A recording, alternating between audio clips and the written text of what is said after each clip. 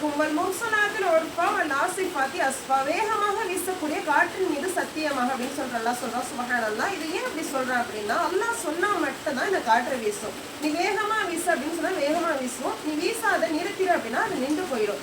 அல்லாஹ்வுடைய நாட்டம் இல்லாம எந்த ஒரு விஷயமே நடக்காது. மறுமை நாள் வரைக்கும் கூட இந்த காற்றோட சக்தி வந்துட்டு அல்லாஹ் நாடுனா அப்படின்னா கண்டிப்பா நடக்கும் அப்படிங்கிறதுக்காக அல்லாஹ் அந்த காற்றின் மீது சத்தியம் செய்யறான்.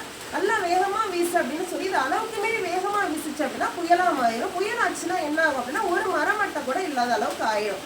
அதனாலதான் நான் சொல்றேன், எந்த ஒரு விஷயமே என்னுடைய நாட்டம் இல்லாம நடக்கல அப்படின்னு சொல்லி நான் சொல்றேன். இப்ப மரத்தே பாருங்க, அது எந்த ஒரு தூண் இல்லாம எந்த ஒரு துணையுமே இல்லாம அது நிற்கிது. அது யாருடைய நாட்டம்? அல்லாஹ்வுடைய நாட்டம். சுப்ஹானல்லாஹ்.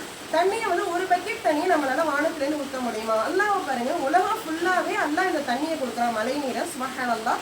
இது அல்லாஹ்வுடைய நாட்டத்தை தவிர வேற எதுவும் இல்லை அப்படிங்கிறது அல்லாஹ் ஒவ்வொரு விஷயத்திலும் நமக்கு நிரூபிக்கக்கூடியவனா இருக்கான்.